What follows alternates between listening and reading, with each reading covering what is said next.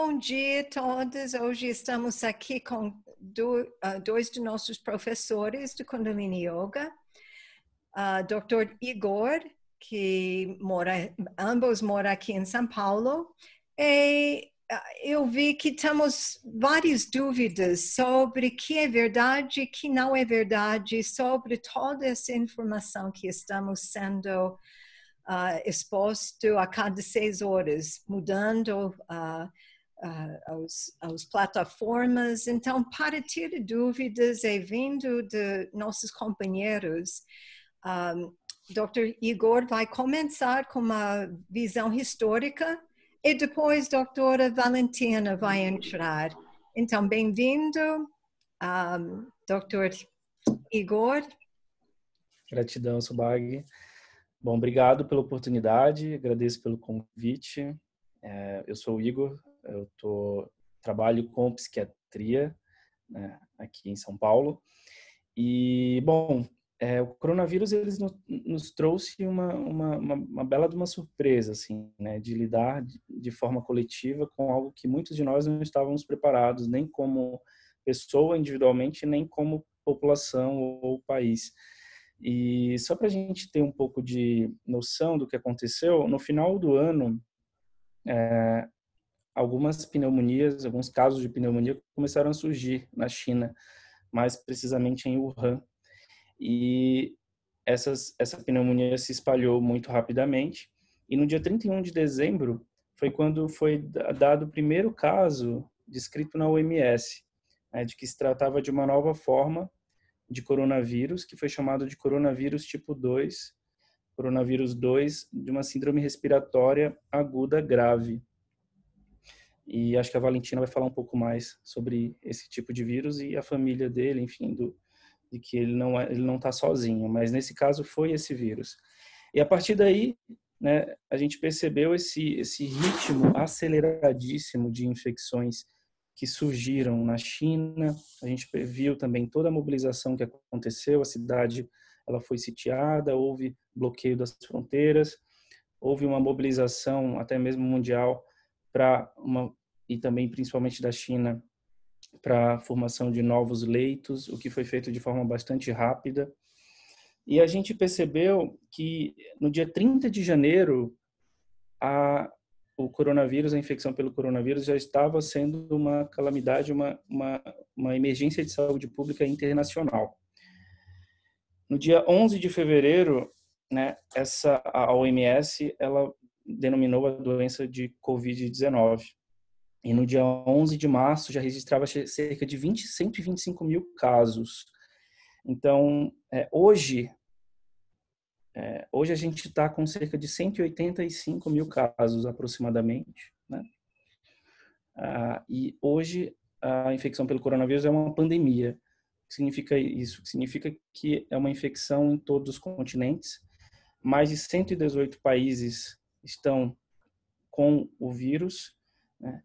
Então, a partir do início, a gente viu que houve um aumento mais de 13 vezes no número de países afetados e por isso foi denominado uma pandemia. No Brasil, o primeiro se deu em 26 de fevereiro. Então, em menos de um mês, eu acho que isso é importante a gente falar. Em menos de um mês, a gente teve o primeiro caso, que foi um homem de 61 anos que veio da Itália, estava em viagem de negócios. E ele voltou dia 21 de fevereiro. Então, ele ficou do dia 21 ao dia 26, basicamente aí desconhecido e já transmitindo o vírus, né? E aí, do dia 26, a gente teve esse primeiro caso e, a partir daí, a gente houve um aumento exponencial de casos, sendo que hoje, em menos de um mês, nós temos cerca de 300 casos, né? Sendo uma morte, mais 4 sendo investigadas aí por se é ou não coronavírus. Mas hoje a partir do dia 13 de março, a gente entrou em outra fase, que é a fase da infecção comunitária.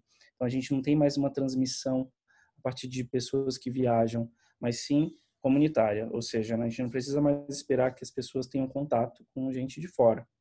Então, qualquer um hoje está suscetível ao vírus. E hoje, uma síndrome gripal, né, sintomas leves, já são suspeitos do vírus. Tá? O que a gente percebe é que houve toda essa mobilização e que está tendo essa mobilização. Acho que é interessante você falar, Subag, que você trouxe essa coisa de que a cada 6 horas as coisas mudam. E, de fato, é isso mesmo. Muita coisa muda muito rápido. Não só as informações que chegam, mas também os desfechos dos casos. O que a gente espera, né? E aí são previsões que não são muito otimistas, mas eu acho que são realistas e a gente precisa se ligar a isso. É que a gente percebeu que houve um aumento cerca de 10 vezes o número de casos em uma semana. E a gente está pensando que essa progressão vai continuar. Então, em menos de uma semana, nós vamos ter mais de 3.000 casos.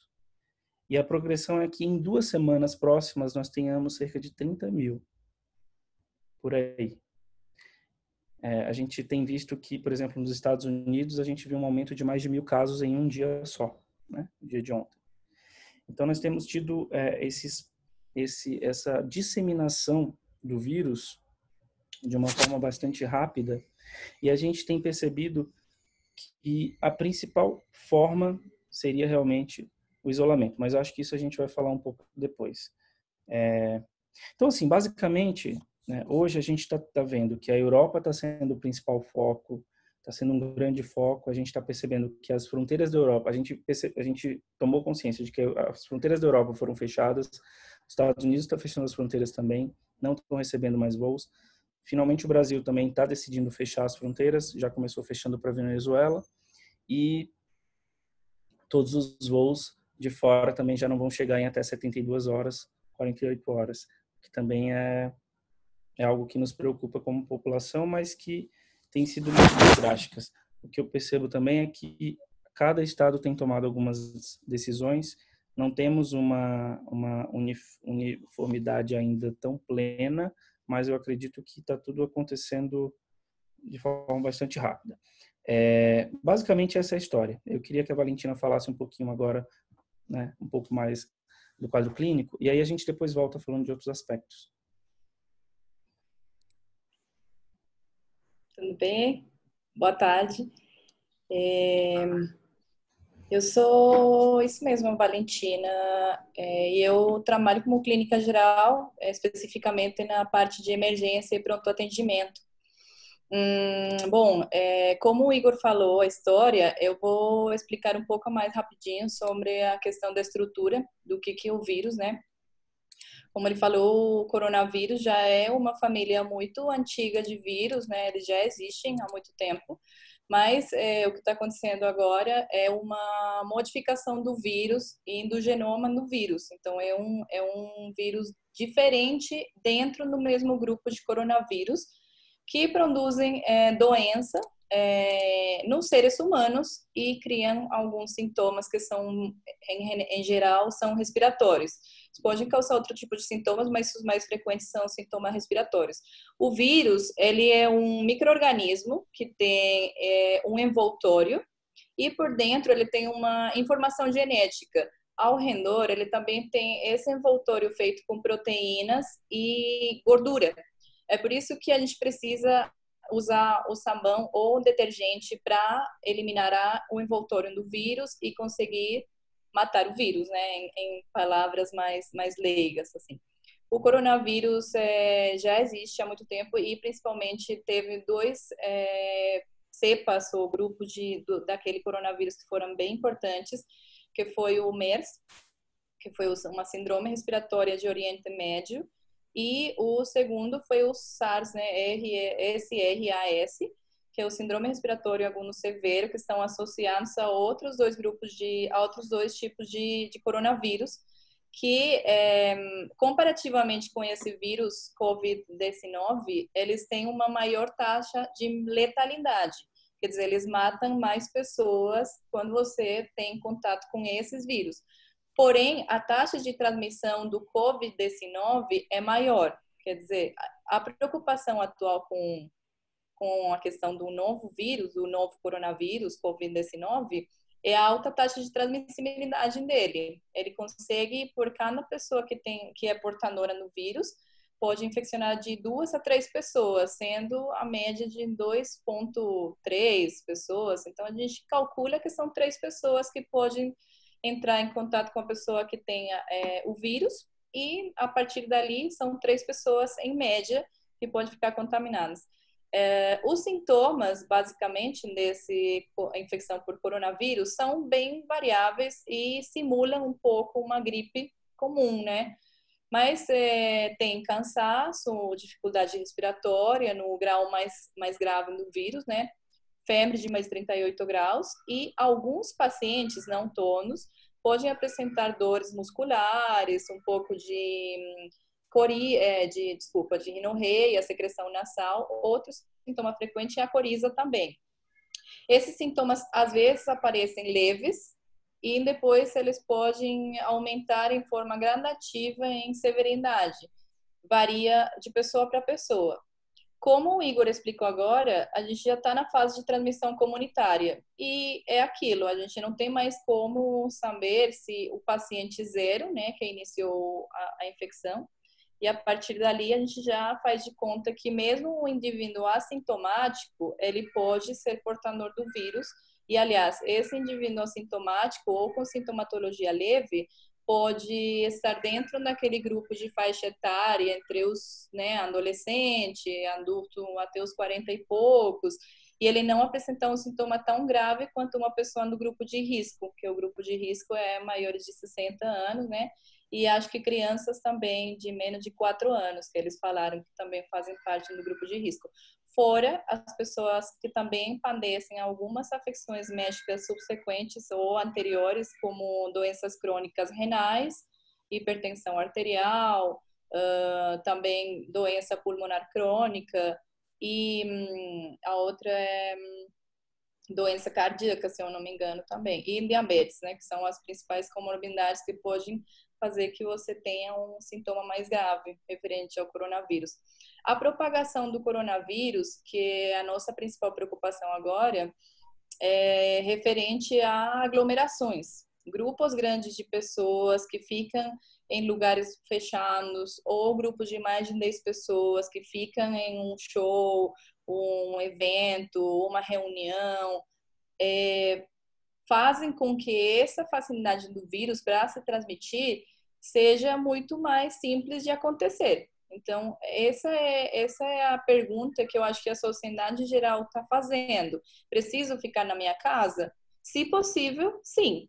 Se for extremamente necessário você sair para trabalhar, que nem a gente que faz parte do pessoal da saúde e está fazendo essa parte de linha de frente, tem que sair a trabalhar. Agora, quem conseguir ficar em casa e fazer as coisas em casa, dentro de casa, um home office, a indicação é essa, porque justamente a gente tem como fazer as coisas certas agora, mesmo que estamos tendo esse aumento exponencial, é o momento justo para a gente conseguir deter a propagação do vírus e, com isso, diminuir o pico de transmissão, que foi o que aconteceu um pouco na Itália, né? A gente deve aprender um pouco do exemplo deles, né?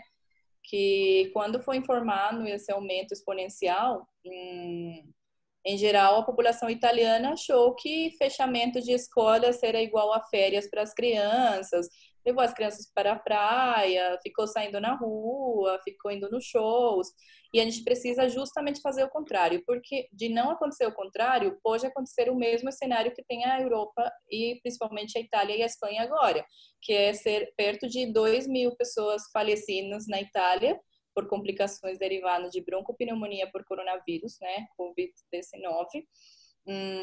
Então, a medida de proteção de ficar em casa é o que mais a gente pretende deixar hoje para as pessoas, em geral, que é uma pergunta frequente. Se eu fico em casa, então eu não vou transmitir? Não, você não vai, porque você não vai ficar exposto, você não vai levar as crianças para as escolas, a criança não vai ficar numa sala com 40 pessoas, né, da mesma idade. E as outras medidas, né, para quem está dentro de casa também, lavando de mãos, evitar o contato de abraço, beijo, E as questões de limpeza, né, de higiene, né, da questão do lavado, que são os procedimentos que também estão sendo reforçados. Mas isolamento social é a primeira linha de tratamento, vamos falar, para conter essa pandemia. Se a gente fizer certo isso nas próximas 3 semanas, que são essenciais para conter a pandemia, a gente vai conseguir provavelmente conter do jeito que foi contínuo na China, né? Acho que é isso. Não sei se tem alguma pergunta específica, eu dei uma geral, vamos ver se a gente aprofunda em alguma parte, né? Subag, antes de você perguntar, posso compartilhar? Pode, claro. complementar? Claro. Eu acho que é interessante a gente... tem um gráfico que a partir da OMS a gente tem visto que do dia 0 ao dia 18, por exemplo, de infecções dos primeiros casos, a gente vê que houve uma contenção mínima entre esse aumento, esse gráfico de casos, entre, por exemplo, Itália, Espanha, França e Alemanha. No caso do Brasil, a partir do 8º, do 9º, 10º dia, essa curva ela aumentou muito. O que eu quero dizer com isso? Que aqui a velocidade está sendo até maior do que os outros países, tá? E isso é uma coisa que a gente precisa olhar muito seriamente. Se a gente for comparar a curva, né, a escala de casos a partir do tempo, a gente vê que a curva do Brasil ela aumentou exponencialmente muito mais cedo, muito mais precocemente do que outros países, tá? O que nos mostra que aqui a gente está tendo uma transmissão muito mais acelerada. E isso me vem a pensar do quanto, apesar de grave, mas o quanto a gente ainda está no início e a gente pode ainda conter, né, o número de infecções, principalmente com o isolamento. Eu vou, né, colaborar com o que a Valentina falou, mas eu vou talvez ser um pouco mais enfático de que a gente precisa ficar em casa mesmo, né? O que está acontecendo é que muitos serviços, inclusive de saúde, estão reformulando a sua forma de tratamento. A gente foi direcionado, por exemplo, a consultas ambulatoriais serem suspensas, cirurgias eletivas estão sendo suspensas, grupos de cuidado multidisciplinar também estão sendo suspensos. Então, o que está acontecendo, o que está ficando é mesmo a emergência, né? E os pontos, as UBSs, os lugares de saúde da cidade de São Paulo especificamente, estão sendo todos preparados para receber pessoas com síndromes respiratórias. O que a gente tem que também pensar é assim, e ter em mente é que qualquer síndrome respiratória, seja ela leve, transmissora, um grande número de casos assintomáticos já transmite o vírus. Infelizmente, nós não temos testagem para todas as pessoas. O teste não vai poder ser feito com pessoas que estão assintomáticas ou com sintomas leves, como aconteceu na Coreia do Sul, e que devido a isso foi um sucesso lá, tem sido um sucesso de conter a mortalidade e também conter a taxa de infecção, transmissibilidade. Aqui no Brasil a gente não está tendo, né, o que é um problema. Então, o que foi decidido é que as pessoas que têm sintomas leves precisam ficar em casa. Então, as pessoas que têm sintomas leves, elas já podem e devem ficar em quarentena muito mais fortemente do que pessoas que estão assintomáticas. O ideal é que todos nós fiquemos em casa, mas aquelas pessoas com sintomas leves, elas têm que ficar em casa, mesmo que seja uma tosse seca, um desconforto leve, um mal-estar com tosse, coriza e febre baixa, mesmo sendo assim, mesmo sem desconforto respiratório, e principalmente ficar em casa.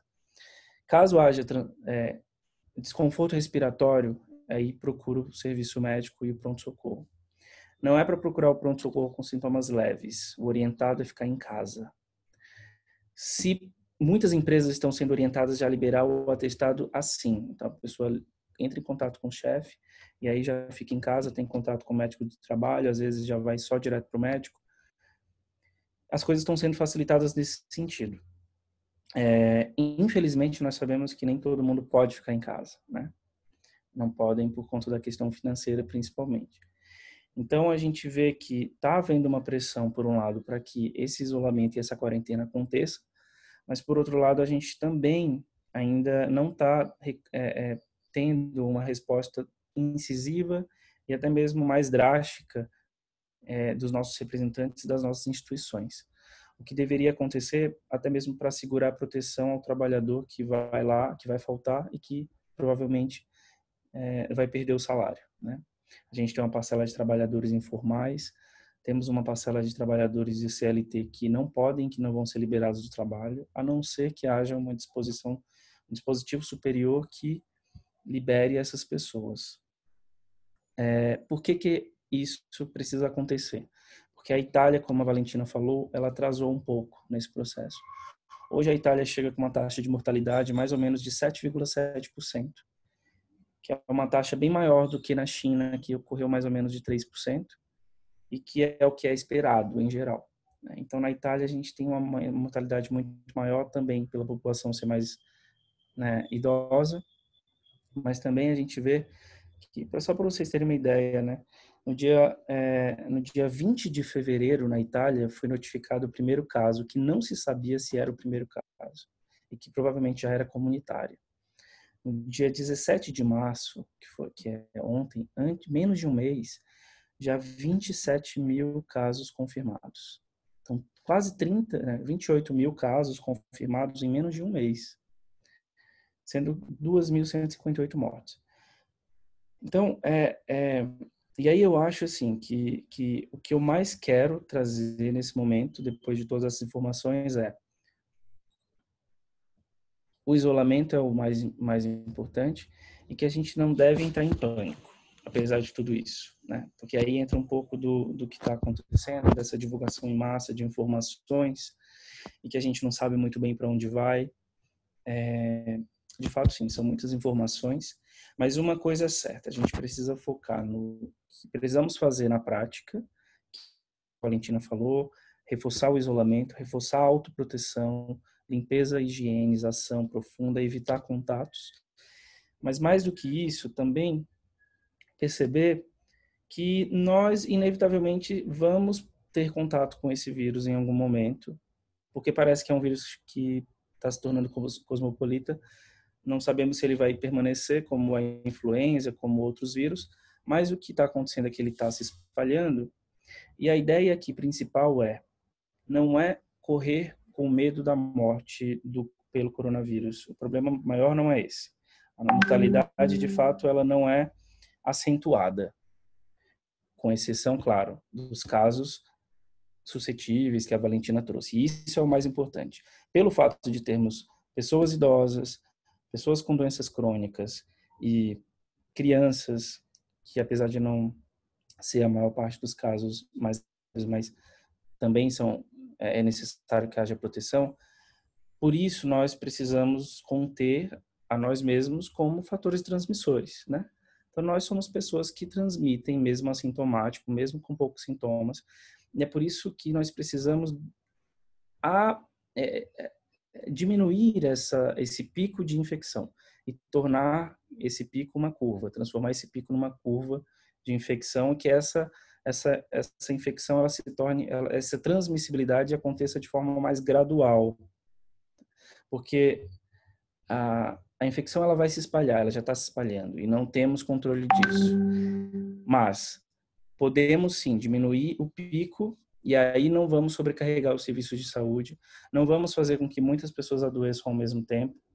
E aí nós vamos conseguir, quem sabe, segurar a barra daqueles que são mais graves.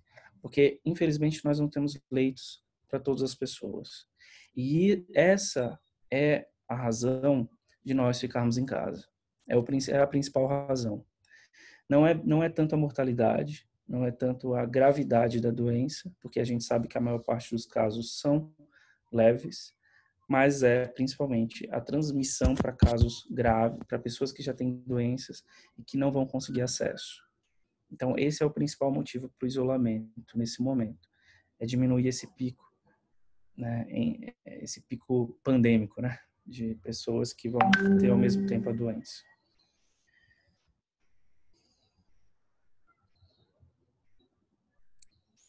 Ok, muito bom. Eu agradeço profundamente a doutora Valentina, doutor Igor. Eu estou aqui em casa, quase como sempre, porque eu tenho um isolamento social quase padrão do meu estilo de vida. Mas hoje em dia estou usando esse veículo de Zoom muito mais. E vou continuar produzindo as aulas, porque minhas aulas, mesmo aqui na Serra, foram suspensas. Então, nós vamos encontrar com uma maior frequência aqui. Por favor, mande para nós suas perguntas, porque é um serviço que estamos prestando para a nossa comunidade. Então, eu quero agradecer a todos vocês para ouvir essa parte histórica, para a gente entender um pouquinho mais sobre o que estamos passando.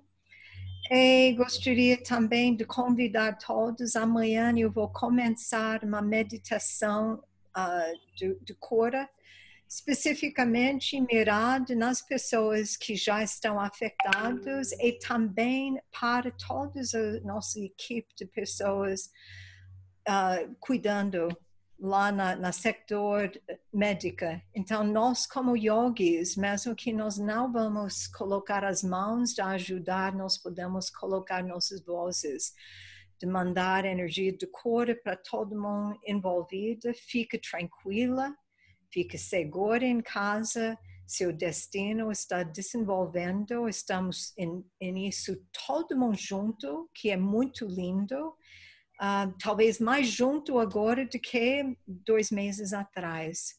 Tá? Então, fica em nosso canal de 3HO Brasil e quero que cada um tenha um dia lindo, maravilhoso, saudável. Obrigado a todos. Obrigada, Simbar. Satnam.